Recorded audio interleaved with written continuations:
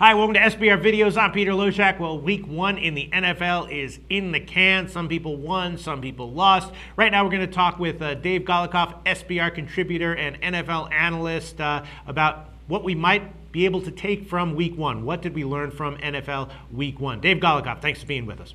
All right, let's do it, Pete. All right, I can tell you right off the bat, right? Dallas sucks, KC sucks, Rams suck, right? Giants suck. Seattle, oh my God, they're awesome again, right? So basically, like, if you bet on any of those teams that suck going forward, you basically have no one but yourself to blame. And Seattle, free money going forward, maybe? What do you think? Well, I think you got to be careful. I think there's a couple things.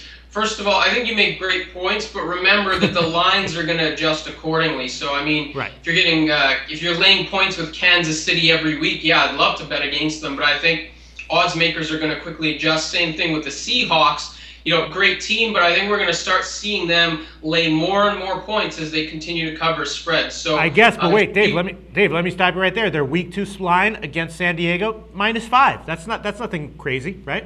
It's not crazy, but still, 5 points on the road. Let me give you an example. Okay. New Orleans Saints laying 3 points in Atlanta in week 1. You think, hey, Falcons were terrible last year. Saints on the road, doable.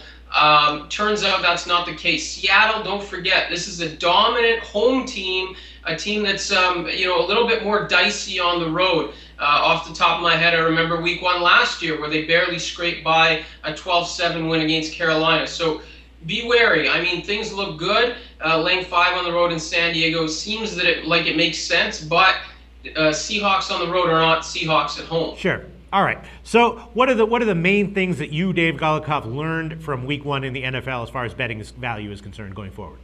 Betting value, you nailed it on the head with the Chiefs. They, to me, are probably the worst team in the NFL right now.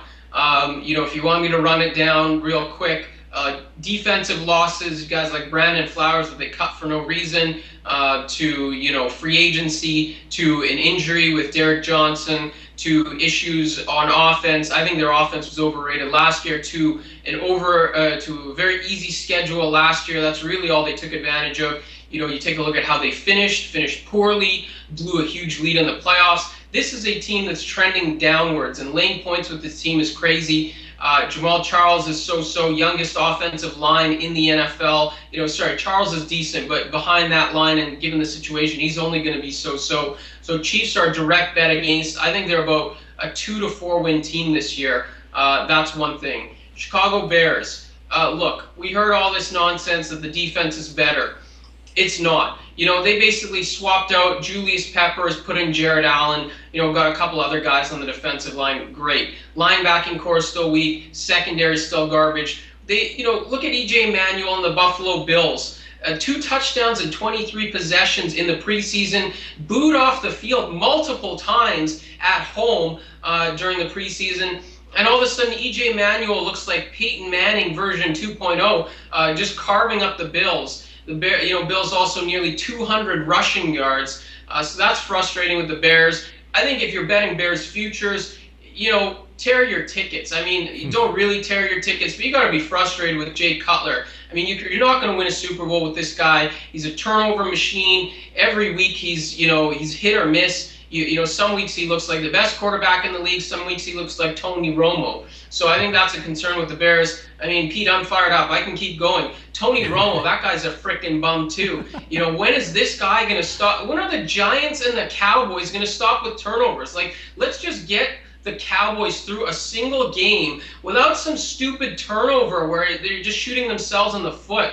It's just ridiculous. Jason Garrett, I mean, if you can find odds on first head coach fired, it's got to be Jason Garrett.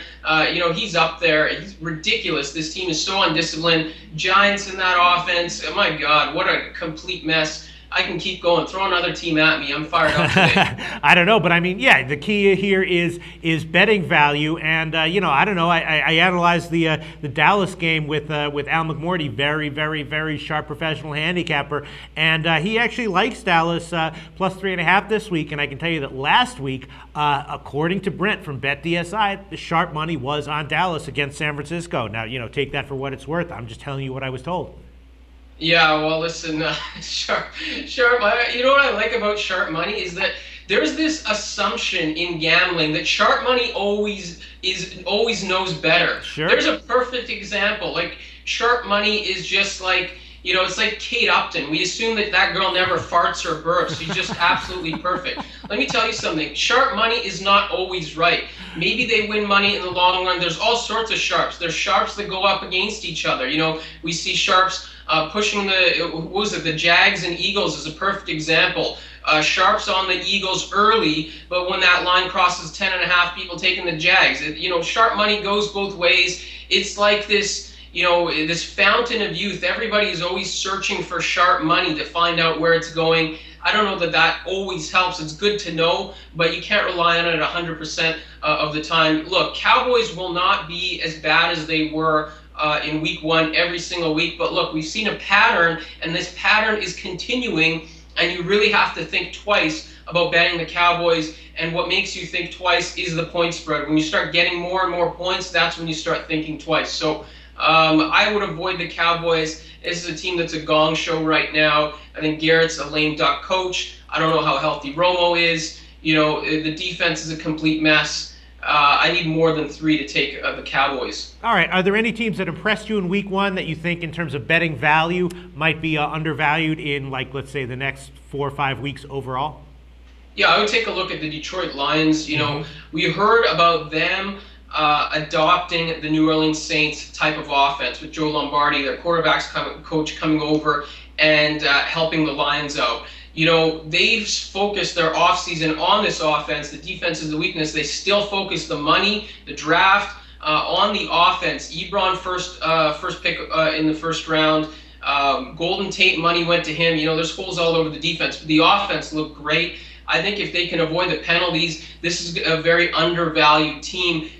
And I know this sounds a bit crazy, it's only 1 week, but if they avoid the penalties, play smart, they could be one of those teams that's in the mix to win the NFC. I was quite impressed with them. That's one team off the top of my head. Okay, well, those are some thoughts on what Dave Golikoff learned in week 1 in terms of possible betting value going forward in the NFL. Talk to you again very soon, Dave. All right, talk to you. The SBR Network offers free sports picks and game breakdowns, big money free betting contests year-round, a real-time Vegas-style odds monitoring service, and much more. So come see for yourself.